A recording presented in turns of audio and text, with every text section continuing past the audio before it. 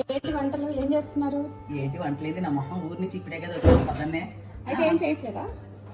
కడుపు ఆకలి అవుతుంది కాబట్టి ఏదో ఒకటి చేస్తాము. ఏం నేను చేస్తున్నారు? చాలా కష్టమైంది చేస్తున్నా. కష్టమైంది. ఎండలు అదిరిపోతున్నాయి.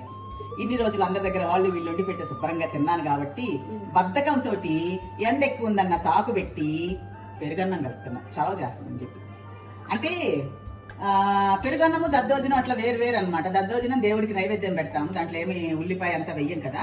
మా అమ్మ చిన్నప్పటి నుంచి మాకు ఇలా నేర్పించారనమాట. ఎండాకాలం ఉల్లిపాయ పచ్చిమిరకాయ అన్ని వేసి కొంచెం పచ్చి వేసుకోవచ్చు, లేదంటే పోపు పెట్టి దాంట్లో వేస్తాం అనమాట. మేమైతే ఉల్లిపాయలు వేస్తాము, ఇంకా కొంచెం టేస్ట్ బాగుండడం కోసం జీడిపప్పులు కూడా వేసుకుంటాము. పెరుగు, ఫ్రూట్స్ కూడా ఏమన్నా వేస్తున్నారా? వేసుకోవచ్చు.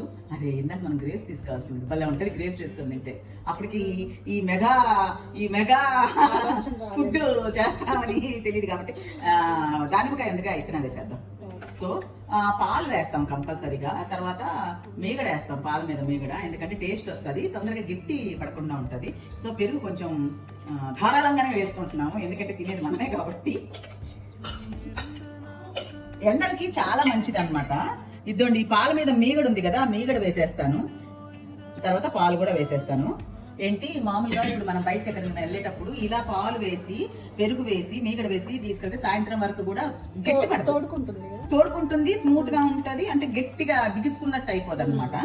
సో ఆ విధంగా టేస్ట్ కూడా బాగుంటుంది. ఒరే నాకు తెలుసు నువ్వు ఇలా చేస్తావని. కింద కరేపాకు చెట్టుకి 2 రెబ్బలు తీసుకురారా కొమ్మలు లాంటివి అంటే, చూడండి ఇది పట్టుకొని వచ్చాడు. ఇలాంటి రోజులు ఉండాలి నాకు. తర్వాత ఉప్పు వేసుకుంటున్నాను తగినంత. దీనికి ఏంటంటే కొంచెం నేతి పోపు పెడతానండి, గుణగుమాలు ఆడుతుంది.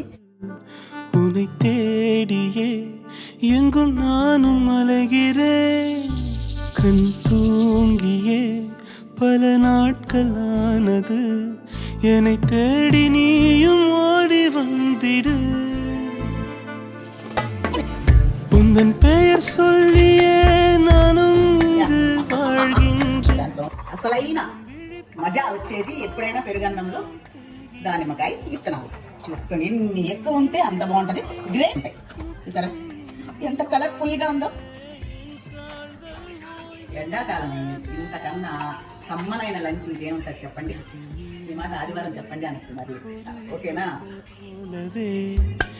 அலை மேலொரு சிதறும் துளி போலவே. దానికి కొంచెం పక్కన అల్లం పచ్చడి వేస్తున్నానండి, ఆప్షనల్.